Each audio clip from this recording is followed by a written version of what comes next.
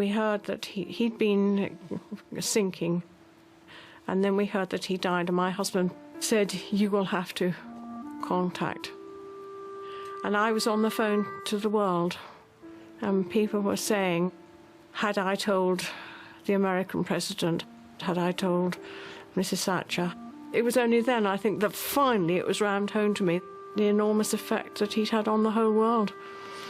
You know, ringing in the middle of the night, ringing the President of the United States to say that F.A. Hayek had died. Friedrich Hayek was a champion of the market. He inspired many of the people who built the world we live in today. Margaret Thatcher would, from time to time, pull little bits of paper with quotations on them out of her handbag, and Hayek would be one of them.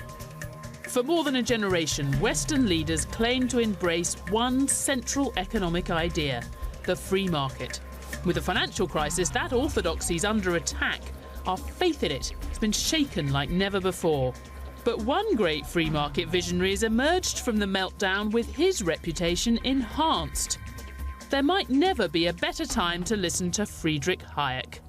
I see right now, this moment in history, as a time where Hayek's ideas deserve a shot. Of all the big pro-market thinkers, Hayek was by far the most radical. He believed the market should be freer than any government has ever dared to allow it to be. In the world, according to Hayek, politicians should step back from trying to manage capitalism's ups and downs. They should simply set it free. There's no doubt that he's a significant thinker, though there's major controversy about every area of his thought. In this series, we'll reveal the stories of the lives and revolutionary thinking of three extraordinary men: John Maynard Keynes, Karl Marx, and Friedrich Hayek.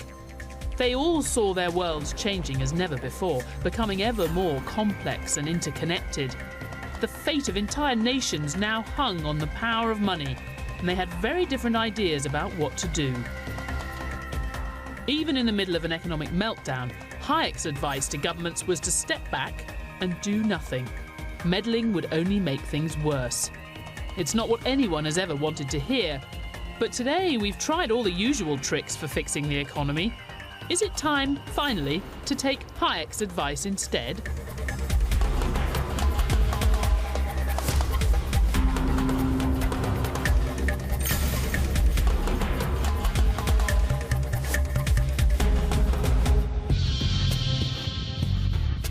Around the world, we're all still feeling the shockwaves of the financial crash of 2008. You really can feel the fear down here. The Dow has had its worst 5 days in 5 years. Until that crisis hit, Western leaders had put their faith in the free market as the best way to generate wealth. But in their version of the market, derived from thinkers like Milton Friedman, they still believed if things went wrong, they could step in, tweak the system, and get everything back on track. Today, fans of the Austrian economist Friedrich Hayek say it's that arrogance, that distorted picture of a market economy that got us into this mess. If we want to try to get out of it, we need to try the real thing. To understand how governments, not markets, might have caused the crisis, we need to wind the clock back to the years leading up to it. America's interest rates have been cut. That was expected, but the timing has come as a surprise. It's January 2001, and America's central bank, the Federal Reserve, has cut interest rates because it's worried the US economy is slowing down. Now, it cut interest rates for the same reason central banks always do, to make it cheaper for companies and households to borrow and seek out profitable investments. The president was pleased, as you might imagine.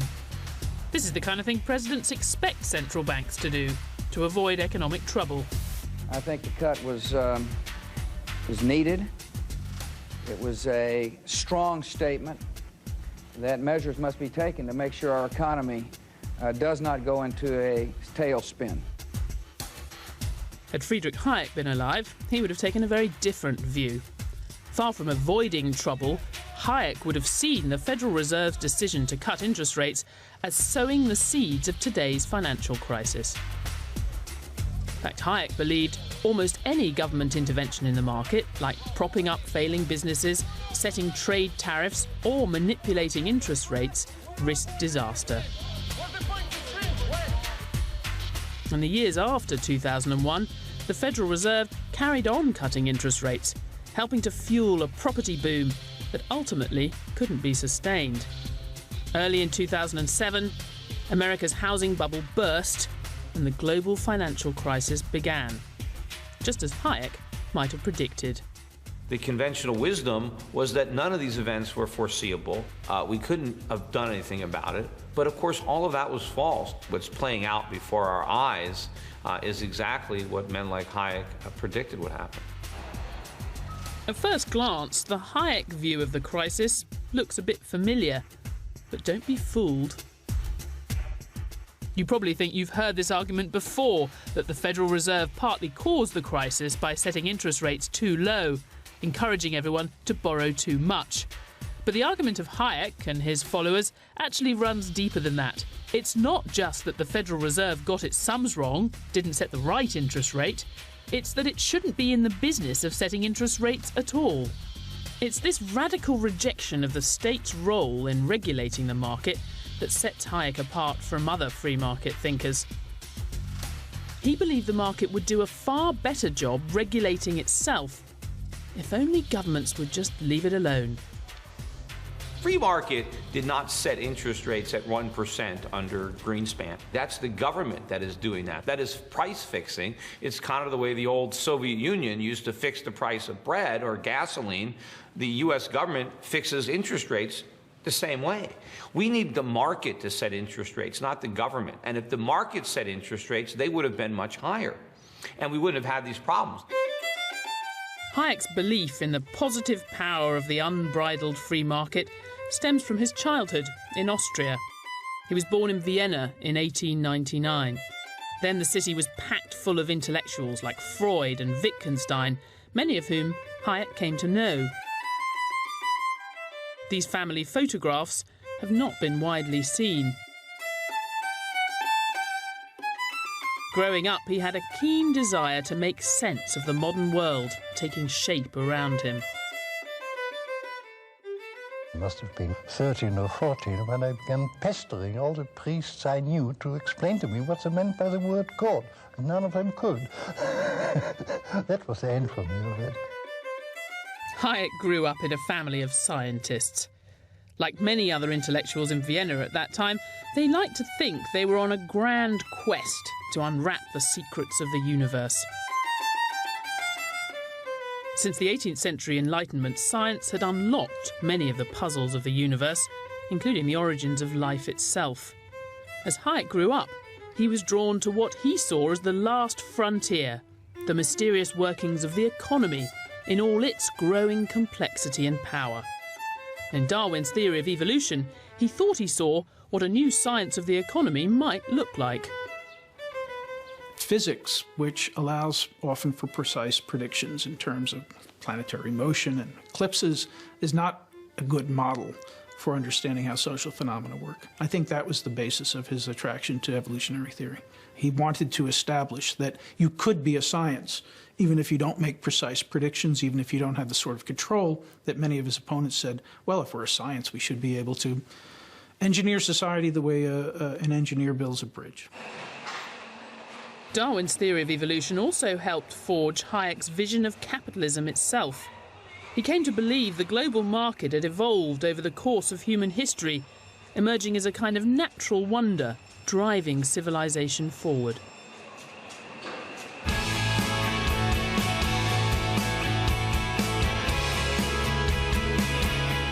Hayek saw the market as a telecommunications system, processing billions of pieces of information about all our needs and desires and the changing supply of resources to meet them. Hayek said it was a marvel the way all this is conveyed to us by prices that guide our actions as they rise and fall. And to Hayek, the market does most good when it's most free. It's our desire to control it that most often turns it against us.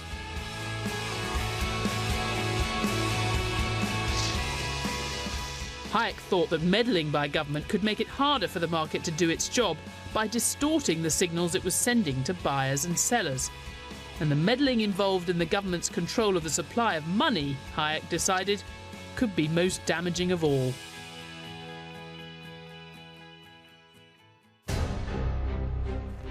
Rampant inflation, unemployment, uncontrollable debt.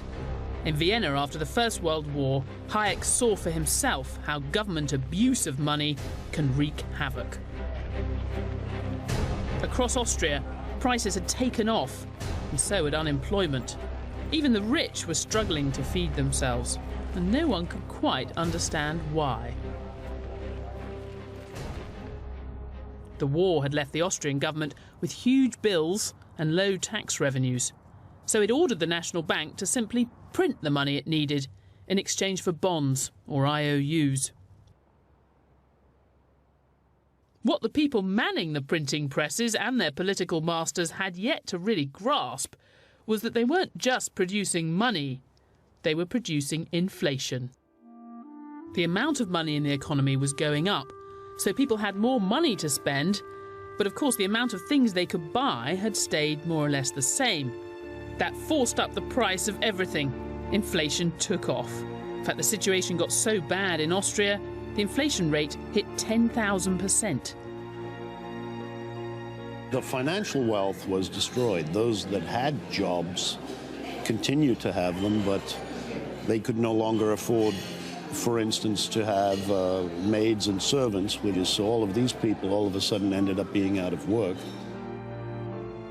With their economy going up in smoke, Austria's central bankers tried to fight fire with fire.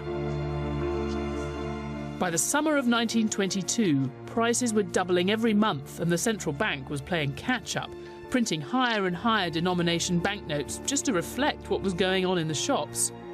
In the end, this 500,000 kroner note could maybe buy you a loaf of bread. Of course, by pumping more and more money into the economy, they were only making the problem worse. For Austria's politicians, it was all a crisis of their own making. They'd been printing money to pay their bills since the start of the First World War. They didn't understand that that could lead to inflation. It was a crisis caused by ignorance. Having seen Austria brought to its knees, Hayek had an almost visceral fear of inflation all his life. It's a fear that central bankers still share today. What happened next in America led Hayek to conclude there can be something worse than government ignorance: hubris. He thought that entire period showed the calamity that can come when governments try to use the power of money to shape the economy.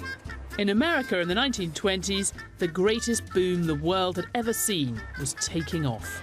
Consumers couldn't get enough of new products like cars, telephones and record players. The stock market rose higher and higher. As the roaring 20s wore on, the finest economic minds in America came to believe the boom would never end.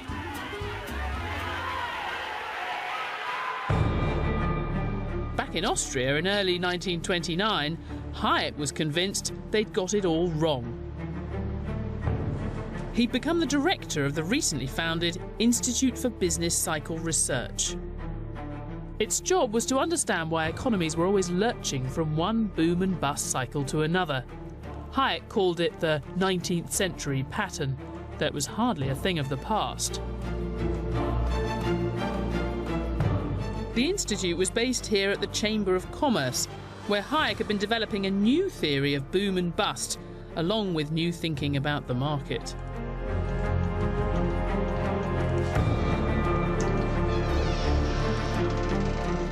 To many, the downs were unpredictable, a kind of force of nature that might destroy an economy without warning.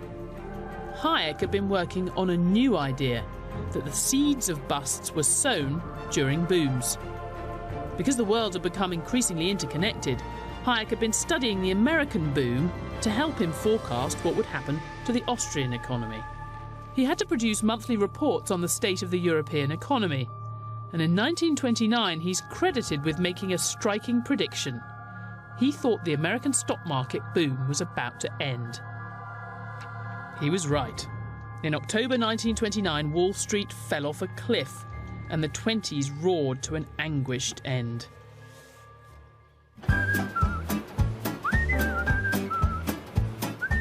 Hayek's prediction came out of what he saw happening at America's new central bank.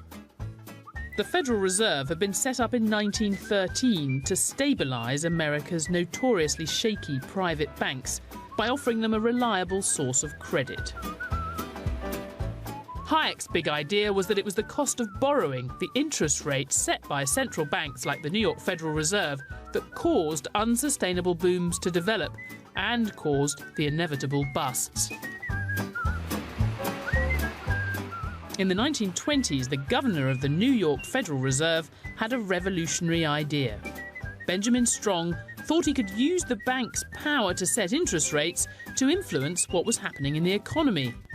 In many ways, that idea of using interest rates marked the start of modern monetary policy. Strong began buying government debt on the open market, which did have the effect of raising the amount of money in the economy. But unlike Austria's hapless central bankers, Strong had a strategy. The difference with what had happened in Austria was that the Fed wasn't buying treasury bonds to help the government pay its bills. It was doing it to get money into the market and keep interest rates low. The central bank wanted to encourage everyone, individuals and households and companies, to borrow from the banks. It worked. Steel up, utilities up, motors up, radio way up, everything up, up, up. Strong's intervention really paved the way for the financial system we have today.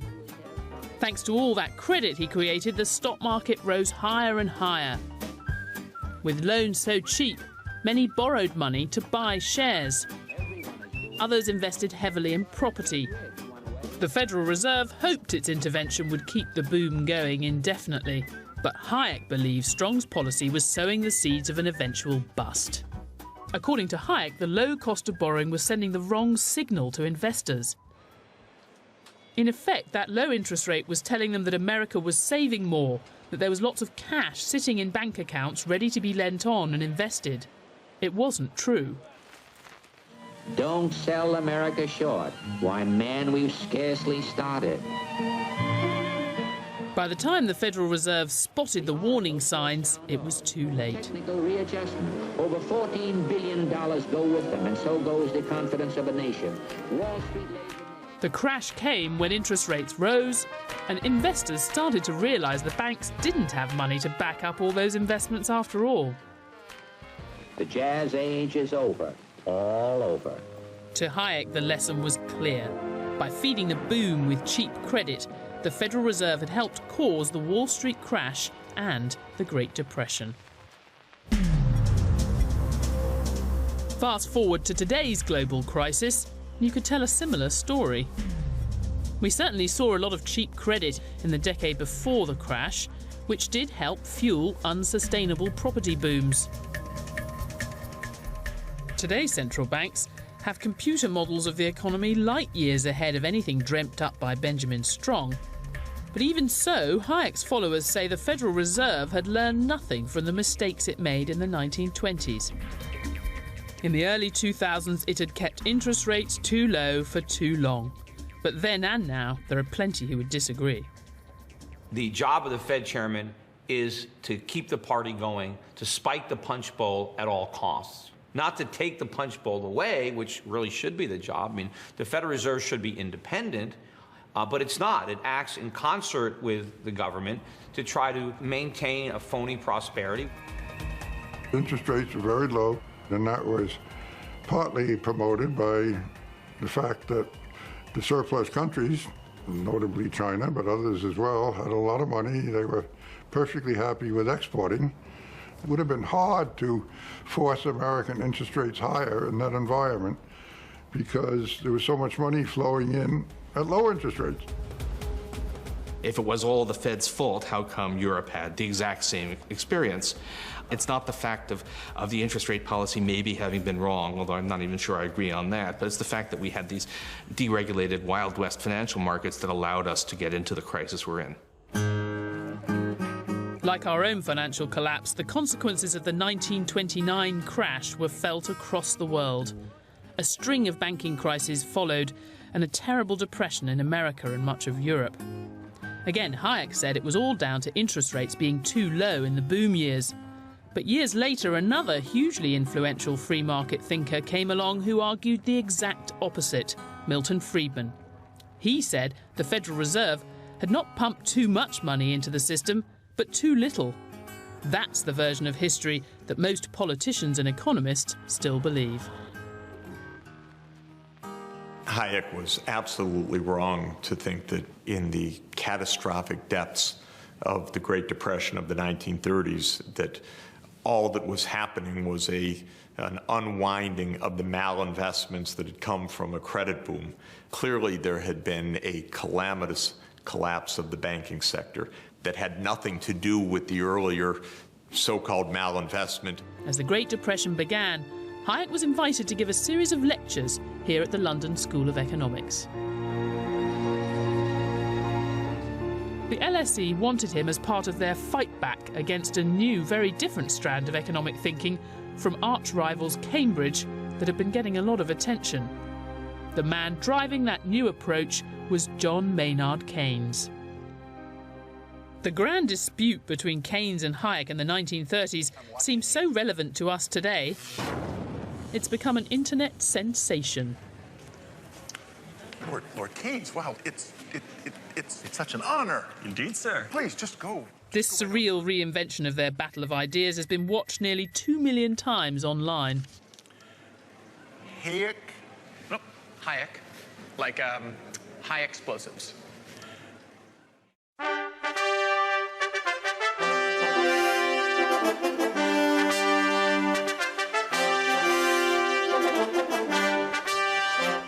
Hayek's opponent, Keynes, was a heavyweight thinker, the seemingly unstoppable new force in economics. The clash felt a bit like David and Goliath. Keynes had two brains. It was said of him that he caused more inferiority complexes with justification than anyone else in his generation. Hayek was not known. He was 16 years younger than Keynes. They fell out with each other on first meeting and continued to fight for the rest of their lives. The big economic argument that started here in 1931 is still going on today. If an economy gets into trouble, should the government intervene to try to fix it? Keynes' answer was emphatically yes. Hayek said no. For once, it really was that simple. For Keynes, it was a moral problem. The fact was there were people unemployed, and therefore they should be put back to work. And it didn't really matter how you did it. For Hayek, it was a different thing. Hayek concluded that we really didn't know enough about economics, and that any attempt by people like Keynes to start fiddling around with it would only end up with unintended consequences. And those unintended consequences, according to Hayek, could be even worse than the problems that were solved. The bitter argument between Hayek and Keynes embodies a fault line in economics that exists to this day. It's one of the great academic disputes in the history of intellectual thought. It set the tone, really, for the difference between left and right today, between those who want to intervene in the economy and those who would prefer to leave the economy alone. It was one of the most important intellectual battles of the 20th century, and at the time, it was pretty clear who won: Keynes. In 1933, as the Depression showed no sign of ending, President Roosevelt instigated a massive public spending program that looked very Keynesian. Under the New Deal, all kinds of infrastructure was built across America, perhaps most famously Hoover Dam in Arizona. The New Deal's gone down in history as the first time a country seriously tried to spend its way out of recession. But even at the time, Hayek thought it was a mistake. He believed what the economy needed was a period of cleansing to get rid of all the bad investment and weak businesses from the boom and let the fittest survive. Hayek saw the New Deal as an artificial stimulant preventing the market naturally healing its damaged ecosystem. Rather than stepping in, government should step back and let the recession do its job. Hayek thought that the recession was the return to normalcy, that the boom was caused by bad policy, but once the recession started, that was the return of the economy to normalcy. It would involve liquidation of certain projects that had been started that were not sustainable. But in the depths of capitalism's worst ever crisis, Hayek's tough message was too much for most politicians to swallow. He was ignored.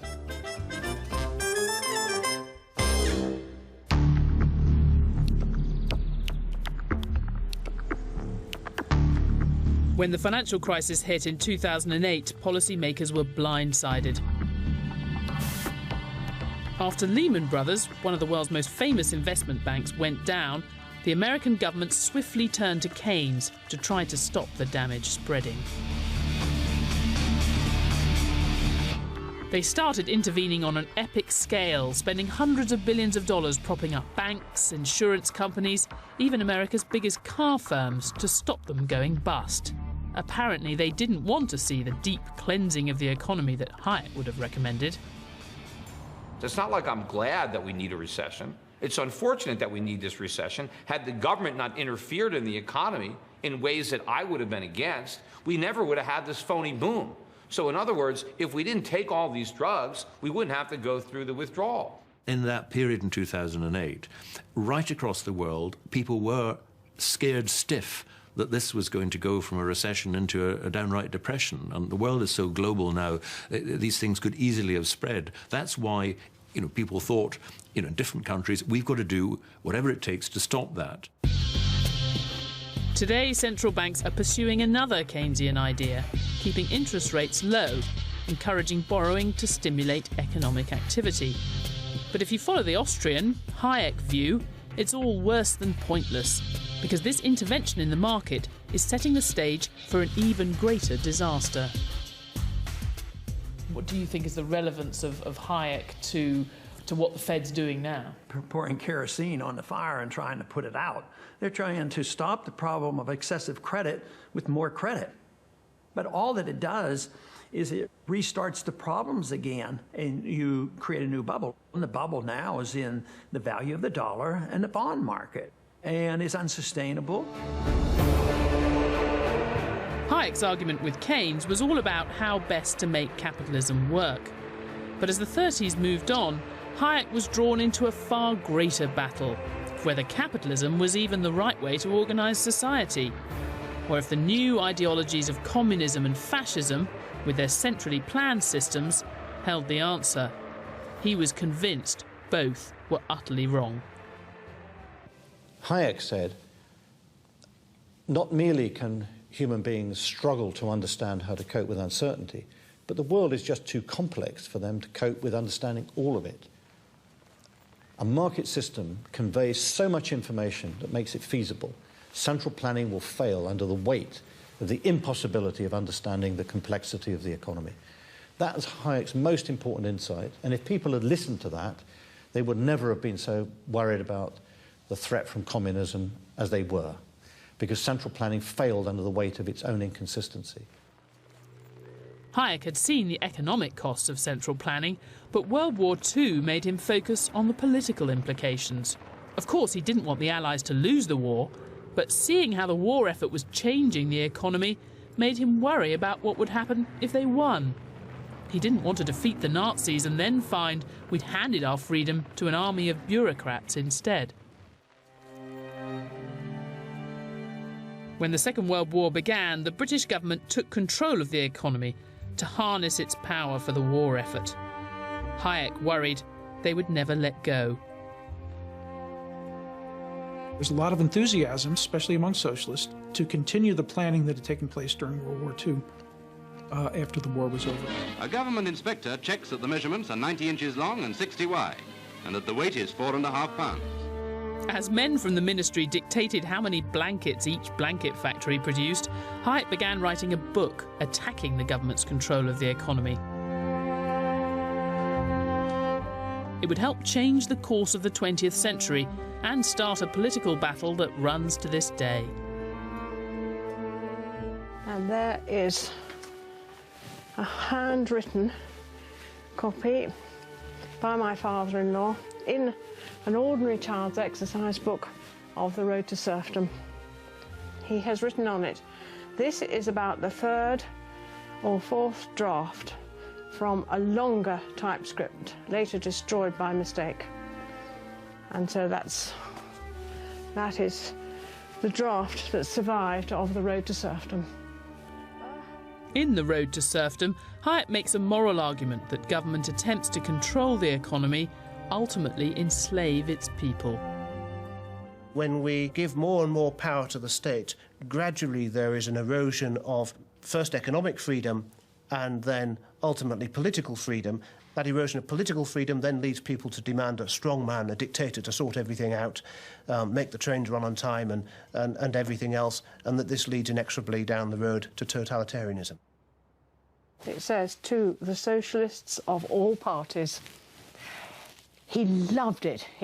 He was so amused when he thought it up.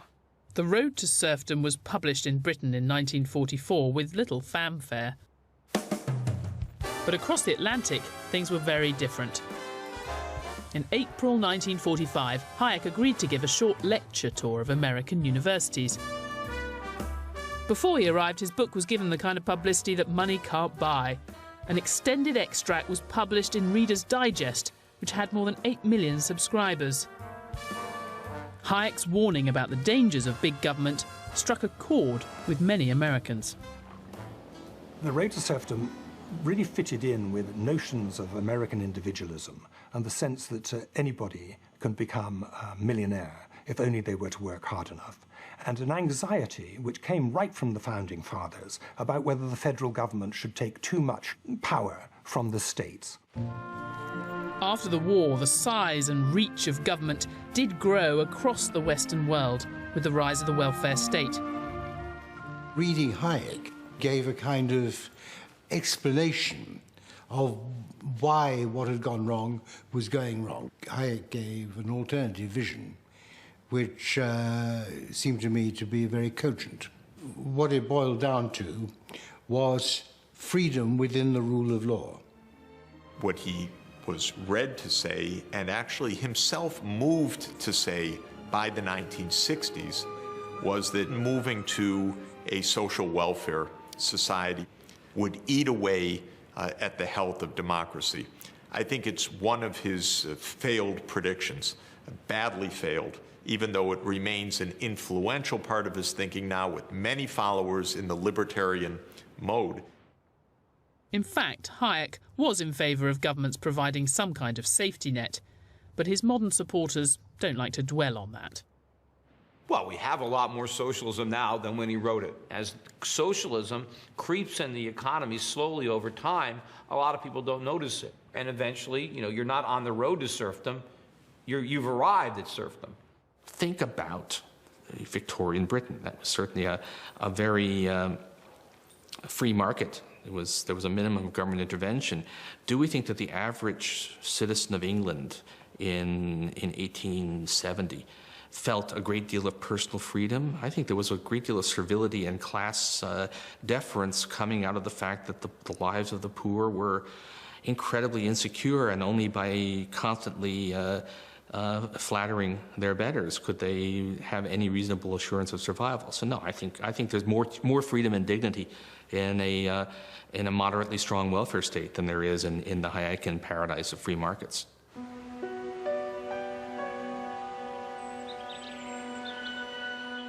Despite the success of the Road to Serfdom, in the 1950s and 60s, Hayek found himself in the political wilderness. Governments across the Western world were enthusiastically embracing the ideas of Hayek's nemesis from the dark days of the 1930s, John Maynard Keynes.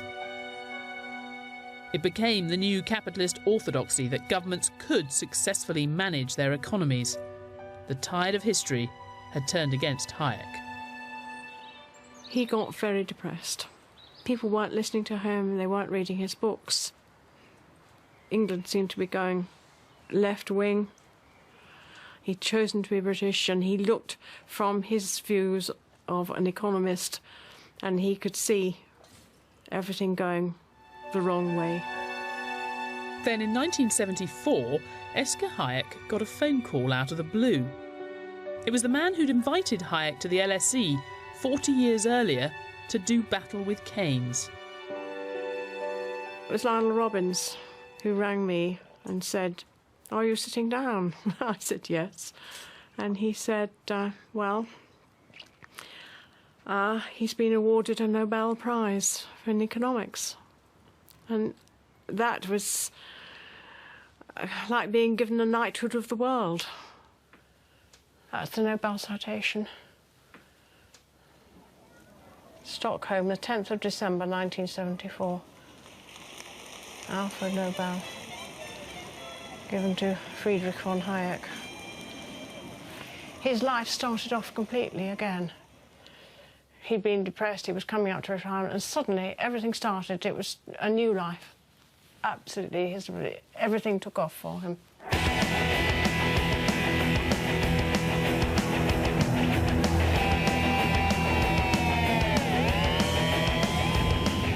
While everything began taking off for Hayek, Britain was sinking into economic decline. Strikes had become a fact of life. The post-war Keynesian consensus was crumbling. A few months after Hayek won the Nobel Prize, the Conservative Party turned to a new leader. The rise of Margaret Thatcher brought Hayek into the political mainstream for the first time. Margaret Thatcher would, from time to time, pull little bits of paper with quotations on them out of her handbag, and Hayek would be one of them. Hayek had spent most of the 20th century as a political outsider. Now he had the ear of the woman who would be Britain's next Prime Minister. I think it would be a great mistake to think of her as studying Hayek like a student would. It's more trying to get inspiration from Hayek and casting around, ransacking the minds of great men, of whom he was one of the most prominent, so that she could somehow get the gold. In 1979, Margaret Thatcher was swept to power, determined to build a new Britain. It was a bold change of direction that really did create the world we live in today. We did institute a radical change of policy direction, which has not really been reversed. It may have been muddied, but it hasn't been reversed. It does chime in with Hayek right back in the 1940s, saying that the path we're on at the moment is the road to serfdom, and we need to tread a very different path. In the language of the time, Mrs. Thatcher began rolling back the state. Government-owned industries were privatised, public spending and taxes were cut. There was a bonfire of state controls on the market, on prices, wages, dividends and foreign exchange. Britain was moving Hayek's way. We were certainly very much on the same wavelength. We were not busy thumbing his works to find out what we should do. It was not a handbook for government, but it was the same general idea. Nowhere did today's world emerge more clearly than in the Conservatives' battle with the British trade unions. Margaret Thatcher wanted to put a stop to what she saw as rampant union power. But she faced a dilemma. How do you do that without alienating the entire population? Hayek's philosophy helped her formulate her answer. She wanted to frame the argument in terms of liberty. She didn't want to say, the workers are all dreadful, let's squash them. She wanted to say, the workers are being squashed by their leaders.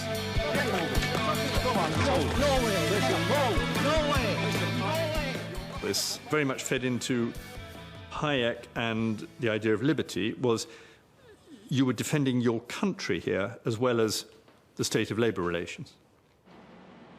Hayek and Margaret Thatcher agreed on a lot, but there was one crucial difference between them. Whereas Hayek thought you freed the market to prevent power from getting too concentrated in the hands of politicians, Mrs. Thatcher thought you could have free market policies and still keep a lot of power at the centre.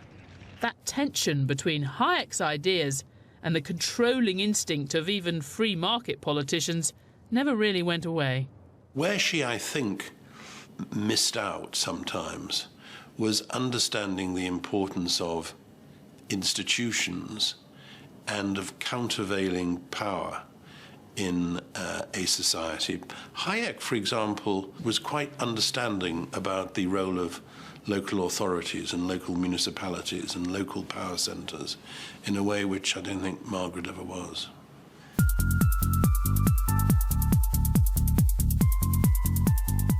Hayek's political influence reached its height in 1986, when Mrs. Thatcher's government swept away much of the regulation that had constrained the City of London. The Big Bang set the financial markets free, ushering in today's vast, interconnected global financial system. But it wasn't really the free market that Hayek wanted. Hayek's followers would say the deregulated financial system that came out of the 80s and 90s played a big role in the financial crisis because it was only ever half free. It was distorted by an implicit promise to all these financial institutions that if things went wrong, governments would still come to the rescue. In the kind of capitalism we've had in the West since the 1980s, the financial institutions that triggered the recent crash were free to do anything, it seems, except fail.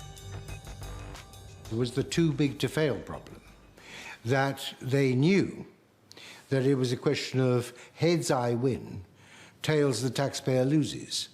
And if that is the bet, you take the bet, and you take it on a bigger and bigger and a bigger scale. So they knew pretty well that if they got the gamble wrong, governments couldn't allow them to fail, they'd have to be bailed out. That is what is wrong, and that is what has to be stopped. We certainly have discovered after the fact that banks are not allowed to fail. Was that actually a significant factor in the overlending? I don't think there's much evidence of that. Now the fact that big banks clearly will not be allowed to fail, and that is distorting our system. But I don't think that's the story of the crisis. I think that the crisis was one more about just a general failure to understand the risks. There's no doubt that in the last 30 years, politicians of all stripes have let market forces influence more and more parts of society. But they've drawn the line at Hayek's most revolutionary idea of turning money itself over to the market. Imagine a world where we didn't have just one legal currency circulating in each country, issued by a central bank, but dozens of competing currencies. Anyone, a company, a bank, a private individual, could set up their own version of the currency, and they'd be free to compete. The market would determine how much they were worth.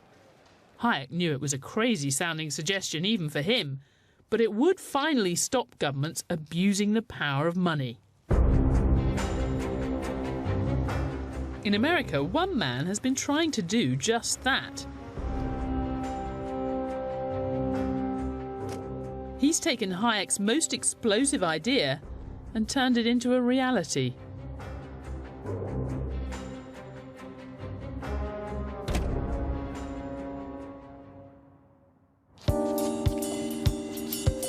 Bernard von Nothaus calls himself a monetary architect.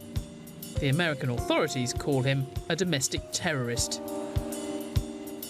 For some, what's happened to von Nothaus shows just how seriously governments take any challenge to their monopoly over money. Economics is dry and boring, but money is exciting, money's sexy. You know, money's got pizzazz. It's about people and about dreams and about what we do, you know. Money is fantastic, and that's what I really connected with in terms of von Hayek, because what he said in here was about people taking control and people issuing their own money. Von Nothaus created his own currency, a silver coin called the Liberty Dollar, which anyone could buy. And many have. Thanks to him, coins worth anything up to $50 million have now been sent out into the US economy. And Hayek was a big inspiration. He says the problem is government money. It's always been government money because they abuse their power. They make money out of thin air. So he says what we should do is to abolish the central bank. The end of the Federal Reserve. That was fantastic. Ever since Benjamin Strong was running the New York Federal Reserve in the 1920s, central banks have used their control over the supply of money to try to manage the economy's ups and downs. But as we've seen, to Hayek and his fans, central banks are the cause of many of capitalism's problems, not the solution. And I don't argue for closing the Fed down in one day either. I want an audit of the Fed, and I want competition. Hayek's ideas of competition and money, and see who can win this argument. But for them to claim monopoly powers and prevent us from practicing private market economics is the real problem that we have. A lot of this is this utopian vision, the golden age when men were men and currency was free. The United States had a long period of no government monopoly on currency.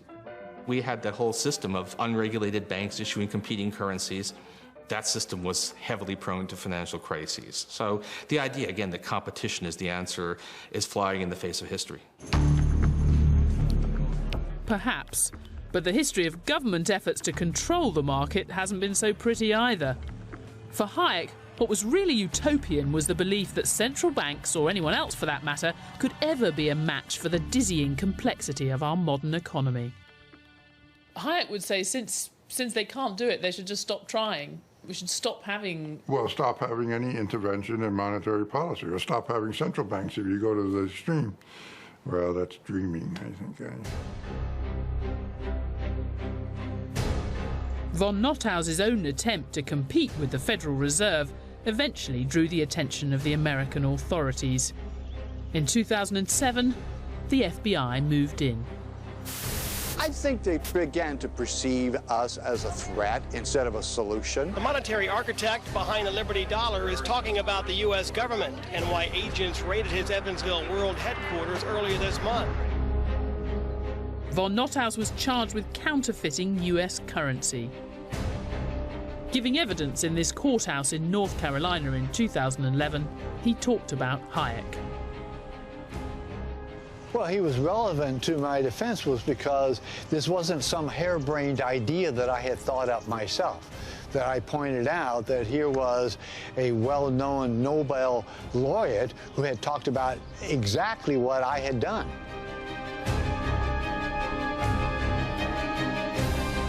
Bernard von Nothaus was found guilty and now faces up to 25 years in prison.